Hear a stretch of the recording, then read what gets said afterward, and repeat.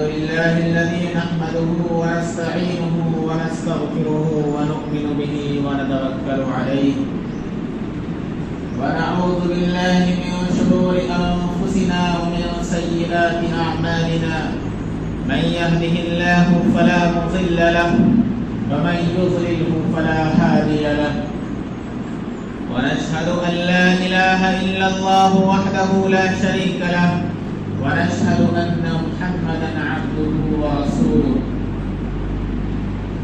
قال الله تبارك وتعالى في القرآن المجيد والفرقان الحميد أعوذ بالله من الشيطان الرجيم بسم الله الرحمن الرحيم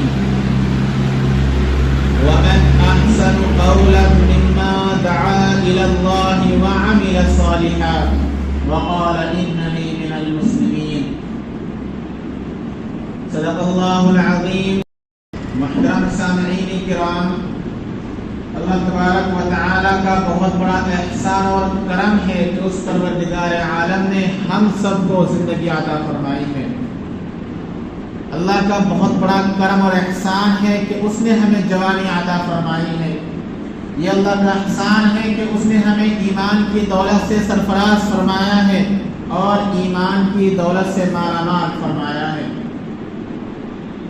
یہ اللہ کا بہت بڑا احسان ہے کہ اس نے ہمیں چن کر اپنے سب سے پیارے حبیب صلی اللہ علیہ وسلم کی امت میں پیدا فرمایا ہے۔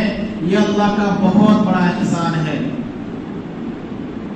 اگر ہم ہر وقت ہر لمحہ اللہ کی تعریف کریں، اللہ کا شکر ادا کریں، تو ہم اللہ کا احسان کا شکر ادا نہیں کر سکتے۔ میرے بھائیوں، ہم لوگ یوں سمجھتے ہیں اور ہمارا خود کا خیال یہ ہے، اللہ فرماتا ہے أَفَحَسِبْتُمْ أَنَّمَا خَلَقْنَاكُمْ عَبَثًا وَأَنَّكُمْ إِلَيْنَا لَا تُرْجَعُونَ۔ اللہ پوچھتا ہے، اے میرے بندو، کیا تم یہ سمجھتے ہو، کیا تمہارا گمان یہ ہے، کیا تمہارا خیال یہ ہے کہ میں نے تمہیں یوں ہی بیکار پیدا کر دیا؟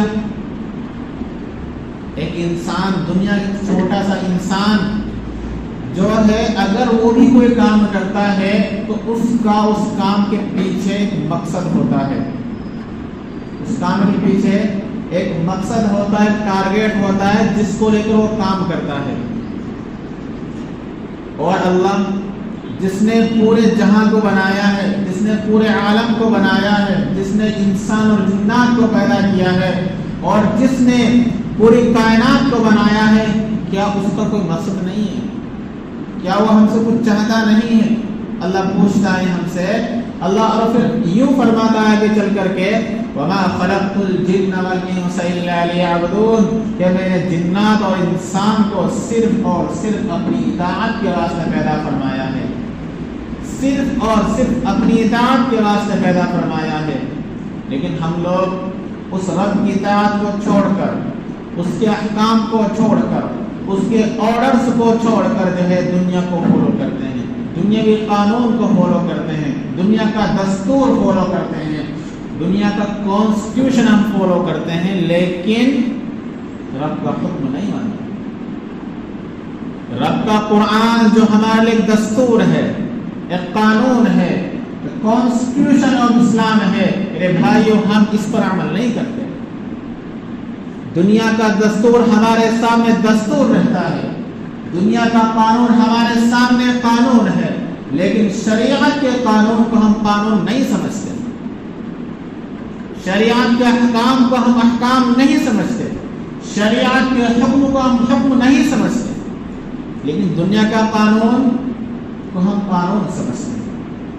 اور کوئی بھی انسان جو دنیا میں رہنے والا ہے، وہ دنیا کے قانون کو توڑنے سے پہلے 100 بار سوچتا ہے کہ کہیں ایسا نہ ہو کہ اگر میں قانون توڑوں گا تو مجھے سزا مل جائے گی، میری گرفت کی جائے گی اور مجھے پولیس اریسٹ کر کے کہاں ڈال دے گی؟ قید خانے میں ڈال دے گی۔ تو دنیا کا قانون کو قانون سمجھتا ہے، اس لیے چلتے پھرتے اٹھتے بیٹھتے سارے قانون یاد رہتے ہیں اس کے، کہ کہیں اس سے ایسی غلطی نہ ہو جائے کہ جو کانسٹیٹیوشن آف انڈیا کے خلاف ہو، جو ہندوستان کے قانون کے خلاف ہو، کوئی ایسی غلطی مجھ سے نہ ہو جائے، لیکن رب کا قانون، رب کی تعلیمات، رب کا قرآن جو ہمارے لیے دستور ہے، جسے ہم لوگ صرف زبان سے یوں کہہ دیتے ہیں کہ ہاں قرآن جو ہے اللہ کا کلام ہے، اس پر ایمان لے کر آئے ہیں، اس کا قانون قانون نہیں سمجھتے، اس کا حکم حکم نہیں سمجھتے، لیکن دنیا کا حکم، تو اندازہ لگائیے جس نے دنیا بنائی ہے، ہم اس دنیا کی اہمیت، اس کی قدر، اس کی رفعت، اس کی وقعت، وہ سب ہمارے دلوں میں ہیں۔ اور جس نے قرآن بنایا، جس نے قرآن بنایا، جس نے آقا دو جہاں سرکار دو عالم صلی اللہ علیہ وسلم کو بھیجا، اس کی وقت ہمارے دل میں نہیں ہے، اس کی وقت ہمارے دل میں نہیں ہے۔ ہم نے دنیا کا قانون پڑھا ہے، معلوم ہے کہ ہم اگر ایسا کریں گے تو کون سا دفعہ یا کون سا آرٹیکل یا کون سی دفعہ ہمارے اوپر لاگو ہو جائے گی، لیکن ہم نے قرآن نہیں پڑھا، قرآن کا قانون نہیں پڑھا، شریعت کو نہیں پڑھا، اس لیے معلوم نہیں ہے کہ نماز چھوڑنے پر کتنا بڑا گناہ ہوگا، معلوم نہیں ہے کہ روزہ چھوڑنے پر کتنا بڑا گناہ ہوگا، معلوم نہیں ہے کہ میرے بھائیوں زکوٰۃ نہ دینے پر اللہ تبارک و تعالیٰ کا کیا حکم ہے، اللہ کی طرف سے کیا وعیدیں ہیں، اللہ کی طرف سے کیا ڈانٹ ہے، نہیں ہے۔ دنیا کا قانون تو سب کو معلوم ہے، چھوٹا ہو بڑا ہو، گھر کا ہو باہر کا ہو، سب کو معلوم ہے، لیکن شریعت کا قانون ہم کو معلوم نہیں ہے۔ اس میں یہ صرف اور صرف ہماری غلطیاں ہیں۔ اگر ہم شریعت کا قانون توڑتے ہیں تو یوں کہہ دیں گے کہ ہمیں پتہ ہی نہیں تھا، کیا کہیں گے؟ نماز چھوڑ دی، نماز کا گناہ کتنا ہے پتہ نہیں، یوں کہہ کر سوچتے ہیں کہ ہم جان بچا لیں گے۔ دنیا کا قانون ہے، ٹریفک کا جو رول ہے اگر توڑتے ہیں نا اور یوں کہہ دیں کہ مجھے ٹریفک کا رول معلوم نہیں تھا، تو چھوڑنے والا نہیں ہے، ٹریفک پولیس چھوڑنے والی نہیں ہے۔ اگر کسی نے کسی کو قتل کر دیا تو دنیا کا جو قانون ہے، جو ہندوستان کا قانون ہے، وہ یوں کہہ دے کہ مجھ سے غلطی سے ہو گیا، چھوٹنے والا نہیں ہے۔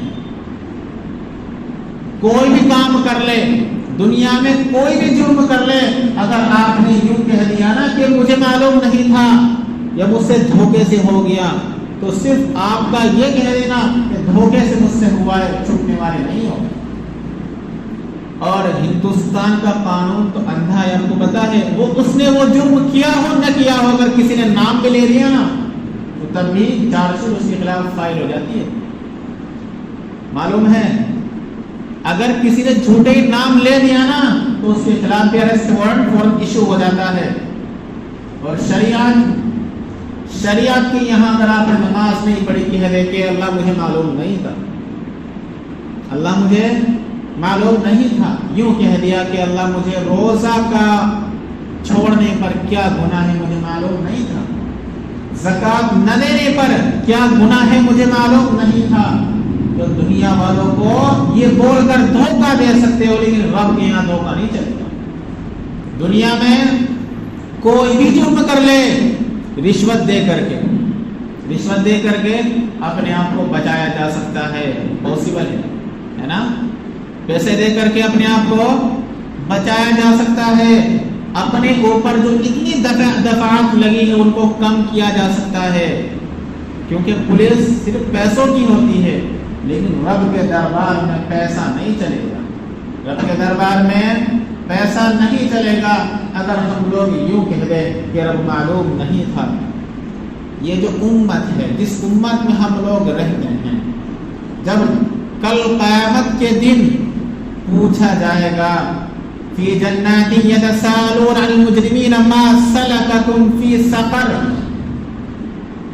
جب جنتی لوگ جہنمیوں سے پوچھیں گے ما سلککم فی سقر، تمہیں جہنم میں کیا چیز لے آئی، تمہیں جہنم میں کیا چیز لے کے آئی، وہ کہیں گے قالوا لم نک من المصلین، ہم نماز نہیں پڑھتے تھے، کیا کہیں گے؟ ہم نماز نہیں پڑھتے تھے. وَلَمْ نَكُ نُطْعِمُ الْمِسْكِينَ, ہم غریبوں کو کھانا نہیں کھلاتے تھے. اللہ نے ہمیں مالدار اگرچہ بنایا ہے, لیکن ہمارے مالوں میں جو ہم کماتے ہیں, جو اللہ نے ہمیں دیا ہے, اس میں غریبوں کا حق ہے. اس میں غریبوں کا حق ہے. اس لیے زکوٰۃ دے کر کے, صدقات فطرات دے کر کے میرے بھائیوں ان کا حق بھی ادا کرنا ہے. ورنہ کیا کہیں گے؟ وَلَمْ نَكُ نُطْعِمُ الْمِسْكِينَ, کہ ہم غریبوں کو نہیں کھلایا کرتے تھے. وَكُنَّا نَخُوضُ مَعَ الْخَائِضِينَ, اور ہم نماز نہیں پڑھا کرتے تھے. ہم اطاعت کرنے والے نہیں تھے. یہ چیز ہم کو جہنم میں لے آئی ہے. اور اس سے پہلے ہم اگر یوں کہا جائے, اللہ فرماتا ہے وَكَذَلِكَ جَعَلْنَاكُمْ أُمَّةً وَسَطًا لِتَكُونُوا شُهَدَاءَ عَلَى النَّاسِ, کہ اللہ فرماتا ہے جو میں نے امت بنائی ہے نا, یہ درمیانی امت ہے. کون سی امت ہے؟ یہ درمیانی امت ہے.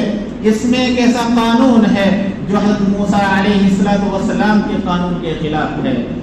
اس میں ایک ایسا قانون ہے جو حضرت عیسیٰ علیہ السلام کے قانون کے خلاف ہے. کیا ہوتا تھا ان کے قانون میں؟ اگر کسی نے کسی کو قتل کر دیا, شریعت موسیٰ میں کیا تھا؟ اگر کسی نے کسی کو قتل کر دیا تو بدلے میں قتل کرنا ہی پڑے گا. معاف کرنے سے معاف نہیں ہوگا. معاف کرنے سے معاف نہیں ہوگا. بدلے میں اس کو قتل کیا جائے گا. یہ اس کا قانون کا کتنا سخت تھا. اور حضرت عیسیٰ علیہ السلام کی امت میں کیا قانون تھا؟ اگر کسی نے کسی کو قتل کر دیا تو معاف کرنا ہی پڑے گا, بدلہ نہیں لے سکتے. آپ معاف کرنا ہی پڑے گا, بدلہ نہیں لے سکتے. اس کو بدلے میں قتل نہیں کیا جائے گا, اس سے کسی چیز کا ڈیمانڈ نہیں کی جائے گی. آپ کو معاف کرنا ہی پڑے گا. اور یہ شریعت محمدی ایک ایسا قانون ہے, اس میں آپ کو اختیار ہے. یہ درمیانی قانون ہے. آپ چاہے تو بدلہ لے سکتے ہیں, آپ چاہے تو معاف کر سکتے ہیں. آپ چاہے تو بدلہ لے سکتے ہیں, آپ چاہے تو معاف کر سکتے ہیں. یہ وہ امت ہے. اس کے علاوہ اگر ہم کو یہ لگتا ہے کہ سامنے والا ایک ظالم ہے, ظلم کرنے والا ہے, اگر ہم لوگ اتنے پاور میں ہیں کہ ہم لوگ اس کی برابر کے ہیں, ہم لوگ اس کی برابری کے, اس کے ٹکر کے ہیں, اگر ہم لوگوں نے اس کو بدلہ نہیں دیا, ایسے ہی چھوڑ دیا, کہیں ایسا نہ ہو کہ کسی اور پر بھی ظلم کرے, یا کسی اور پر بھی ظلم کرے, یا کسی اور پر بھی یہ جرم کرے, تو بہتر آپ کے لیے یہ ہوگا کہ اسے بدلہ لے لے, تاکہ اس کا آگے چل کر کسی اور انسان پر ظلم کرنے کی ہمت نہ ہو سکے. اگر آپ کو یہ لگتا ہے اس نے میرے اوپر ظلم کر دیا, اللہ نے مجھے طاقت دی, میں بدلہ لے سکتا ہوں, لیکن اگر میں اس سے بدلہ نہیں لیتا اور یہ پھر آگے چل کر کسی اور پر ظلم کر سکتا ہے, تو بہتر آپ کے لیے یہ ہے تاکہ آپ بدلہ لے لیں, تاکہ اس کی آگے پھر کسی اور پر ہاتھ اٹھانے کی, اس کو مارنے کی ہمت نہ ہو. سمجھ میں آیا؟ اب آگے آؤ. اللہ فرماتا ہے فاعفوا واصفحوا. اللہ کیا فرماتا ہے؟ فاعفوا واصفحوا. اگر کسی سے بھول چوک ہو جائے, گالی گلوچ ہو جائے, خاندان میں ہو, نسل در نسل ہو, رشتہ داروں میں ہے, تعلقات میں ہو, اگر کیا ہو جائے, بھول چوک ہو جائے, غلطی ہو جائے, میرے بھائی اللہ فرماتا ہے فاعفوا واصفحوا, معاف کر دو. کیا کر دو؟ معاف کر دو, آپس میں صلح صفائی کر لو. لیکن ہم لوگ قرآن کو پڑھتا ہے, نماز بھی پڑھتا ہے, لیکن اگر کسی سے کوئی غلطی ہو جائے نا, اس کو معاف نہیں کرتا, اس کو معاف نہیں کرتا. میرے بھائیوں, یہ ہم لوگ صرف قرآن کو زبان سے پڑھنا, قرآن پر عمل کرنا, دونوں میں زمین آسمان کا فرق ہے. قرآن کو ہم زبان سے پڑھتے ہیں, قرآن کی تعلیمات پر عمل نہ کرنا, تو قرآن پوچھے گا, اللہ بھی پوچھے گا, وہ شریعت اسلام ہم سے پوچھے گا کہ قرآن کو تو نے پڑھا ہے, قرآن کی تعلیمات پر کتنا عمل کیا. تو اگر کسی سے ایسا ہو جائے آپس میں, آج ہم لوگ جو ہے اتنے ہمارا ذہن دماغ خراب ہو چکا ہے اتنی نفرت ہمارے من میں ہو چکی ہے، پیدا ہو چکی ہے کہ ہم لوگ دوسرے کو دیکھنا بھی پسند نہیں کرتے۔ اگر کوئی نہ کوئی انسان اوپر سیڑھی پر چڑھ رہا ہے، ترقی کر رہا ہے، اللہ اسے دولت دے رہا ہے، تو میرے بھائیو ہم لوگ اللہ کا شکر ادا کرنے کے بجائے، اللہ سے مانگنے کے بجائے اس کی ٹانگ کھینچنے پر لگے رہتے ہیں، کیسے اس کو پھنسایا جائے۔ اس کی تحقیق میں لگ جاتے ہیں کہ کہاں سے پیسہ اس کے پاس اتنا آ رہا ہے، جبکہ ہونا کیا چاہیے؟ ارے اس کو اللہ دے رہا ہے، آپ بھی اللہ سے مانگو، اللہ آپ کو بھی تو دے گا، وہ اس کا رب ہے تو آپ کا بھی تو رب ہے۔ لیکن ہم لوگ جو ہے میرے بھائیوں اللہ کو چھوڑ کر غیروں سے مانگتے ہیں، غیروں سے ڈیمانڈ کرتے ہیں۔ بیماری آتی ہے تو اللہ کو چھوڑ کر کہیں اور بھاگتے ہیں۔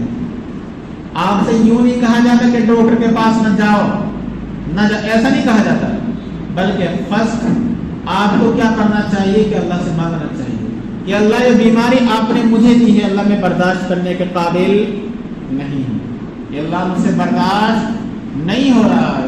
2 رکعت نماز پڑھ لے، جیسے بھی ممکن ہو، لیٹ کر، بیٹھ کر، کھڑے ہو کر، جیسے پڑھ سکتا ہو، اللہ کے سامنے 2 رکعت نماز پڑھے، اللہ سے کہ اللہ مجھ سے بیماری برداشت نہیں ہو رہی، اللہ کے سامنے ہاتھ پھیلاؤ، اللہ کے سامنے سجدے میں گر جاؤ، تب اللہ سے اپنے گناہوں کی معافی مانگو، اللہ وہ بیماریاں سے ہٹا دے گا۔ اگر تم اللہ کو چھوڑ کر کے تمہارا عقیدہ جا کر ٹکتا ہے کسی ڈاکٹر پر، تو ایک تو تم نے شرک کیا ہے کہ اللہ کو چھوڑ کر جہاں گئے کہ ڈاکٹر ہی صحیح کر سکتا ہے، باقی کوئی صحیح نہیں کر سکتا۔ اگر اپنے من میں بات چل رہی ہے تو اللہ پکڑ لے گا، اللہ پکڑ کر لے گا، ٹھیک ہے، اللہ پکڑ کر لے گا۔ تو اس کا کیا کرنا ہے؟ آپ کو اللہ کے سامنے ہاتھ پھیلانا ہے، نماز پڑھنی ہے اللہ کے سامنے اس بیماری کی، اور اپنے گناہوں کی معافی مانگ اللہ سے شفا کی دعا کرنی ہے۔ اگر آپ کو اب لگ رہا ہے تو اب سیکنڈ آپشن آپ کے پاس، اب جاؤ ڈاکٹر کے پاس، اب جاؤ ڈاکٹر کے پاس۔ فرسٹ کیا اگر اللہ سے مانگنا ہے تب ڈاکٹر کے پاس جانا ہے، کیونکہ دوائی کرنا بھی سنت ہے۔ ایسا نہیں کہ صرف اللہ سے مانگنے پر بس اللہ ہی کرے گا، اللہ ہی کرے گا۔ اللہ نے اسباب بتائے ہیں، اللہ نے اسباب بتائے ہیں کہ آپ کو کیا کرنا چاہیے، لیکن فرسٹ کہاں اللہ کا دروازہ کھٹکھٹانا ہے، دین پھر کیا کرنا ہے؟ ڈاکٹر کے پاس جانا ہے۔ اگر ہم نے الٹا کیا کہ اللہ کو ادھر رکھا، ڈاکٹر کے پاس پہلے گئے، میرے بھائیوں وہ غفور الرحیم ہے، وہ اپنے بندے کو تب بھی چھوڑ دیتا ہے کہ کوئی مسئلہ نہیں، وہ ڈھیل دے دیتا ہے، لیکن اس کا ڈھیل دینا ایسا ہے میرے بھائیوں، وہ اتنی ہم سے محبت کرتا ہے، اتنی ہم سے محبت کرتا ہے کہ ماں جو ہے، ہماری ماں کتنی محبت کرتی ہے، اس سے 69 گنا بڑھ کر وہ ہم سے محبت کرتا ہے۔ اس لیے اگر ہم ہاتھ اٹھا کر رب سے مانگیں گے نا، ایک ماں ہوتی ہے، اولاد جب طبیعت خراب ہوتی ہے نا تو بہت فکر کرتی ہے، بڑی محبت جتاتی ہے، اور وہ رب ان سے زیادہ محبت کرنے والا ہے۔ ہماری بیماری کو دیکھ کر اللہ ہٹا لے گا، ہماری کنڈیشن کو دیکھ کر کے اللہ ہٹا لے گا، لیکن ہم لوگ کیا فرماتے ہیں؟ اللہ فرماتا ہے وَإِن تُصِبْكَ سَيِّئَةٌ فَمِن نَفْسِكَ، اب سن لو، وَإِن تُصِبْكَ سَيِّئَةٌ فَمِن نَفْسِكَ، اگر تمہیں کوئی برائی پہنچتی ہے، کوئی ناگہانی آفت آتی ہے، کوئی بیماری آتی ہے، اچانک ایکسیڈنٹ ہو جاتا ہے، یا کہیں سے کوئی خبر آ جاتی ہے جس میں ہمارا کو خوشی نہیں ہوتی، تو اللہ فرماتا ہے فَمِن نَفْسِكَ، تمہارے خود کی کرتوتیں ہیں، تمہاری خود کی کرتوتیں ہیں جو تم نے کر رکھے ہیں، تم گناہ پر گناہ، گناہ پر گناہ کیے جاتے ہو، تمہیں اس کی سزا مل رہی ہے۔ اور اللہ فرماتا ہے وَإِن تُصِبْكَ حَسَنَةٌ فَمِنَ اللَّهِ، اگر کہیں سے کوئی اچھائی آتی ہے، اچھی خبر ملتی ہے، کہیں سے کوئی ایسی چیز ملتی ہے جس سے دل خوش ہو جاتا ہے، تو اللہ فرماتا ہے فَمِنَ اللَّهِ، یہ اللہ کی جانب سے۔ تو جتنی بیماریاں آتی ہے، جتنی ناگہانی آفتیں ہمارے سامنے آتی ہے، تو وہ ہمارے خود کے گناہ ہوتے ہیں جو بیماری کی شکل میں، ایکسیڈنٹ کی شکل میں میرے بھائیوں تو ہمارے سامنے آتے رہتے ہیں۔ اس لیے ہمیں اللہ سے ڈرنا چاہیے. جس طرح ہم دنیا کے قانون کو توڑتے ہوئے ڈرتے ہیں کہ کہیں پولیس نہ اریسٹ کر لے، ایسے شریعت کا قانون توڑتے ہوئے بھائیوں اللہ ہمیشہ یاد آنا چاہیے، کہیں ایسا نہ ہو کہ اللہ میری پکڑ کر لے، اللہ میری پکڑ کر لے. تم اندازہ ہو جانا چاہیے کہ اللہ نے موت کو اپنے ہاتھ میں رکھا ہے، موت کو اپنے ہاتھ میں رکھا ہے. دنیا کے سارے لوگ مل کر کے اگر آپ کو مارنا چاہے تو مار نہیں سکتے جب تک اللہ نہ چاہے. اور اللہ مارنے پر آ جائے نا، دنیا کے سارے انسان مل کر آپ کو بچا نہیں سکتے. یہ آپ سب جانتے ہیں. آپ کا عقیدہ ہے کہ اللہ بہت بڑا ہے، جو چاہتا ہے وہ کر سکتا ہے. اس لیے اللہ سے ڈرنا چاہیے کہ ہم جو گناہ کرتے ہیں، جس طرح ہم دنیا کے قانون کو دیکھتے ہیں کہ پولیس اریسٹ نہ کر لے، ایسے ہمیں شریعت کا قانون توڑتے ہوئے شرم آنی چاہیے، سوچنا چاہیے کہیں ایسا نہ ہو کہ اللہ پکڑ کر لے. ٹھیک ہے، نماز چھوڑنا اللہ کا قانون توڑنا ہے، روزہ چھوڑنا اللہ کا قانون توڑنا ہے، زکوٰۃ کا نہ دینا اللہ کا قانون توڑنا ہے، پڑوسی کا حق ادا نہ کرنا اللہ کا قانون توڑنا ہے، اور اس طریقے سے بیوی کا حق ادا نہ کرنا اللہ کا قانون توڑنا ہے، اولاد کا حق ادا نہ کرنا یہ بھی اللہ کا قانون توڑنا ہے. اب اندازہ لگائیے جو ہم کام نہیں کرتے ان سب میں ہم شریعت کا قانون توڑتے ہیں تو اللہ ہماری پکڑ کر سکتا ہے. ہمیں ڈر ہونا چاہیے، ہمیں ڈر ہونا چاہیے. اللہ سے ہم دعا کرتے ہیں کہ اللہ ہماری توفیق عطا فرمائے.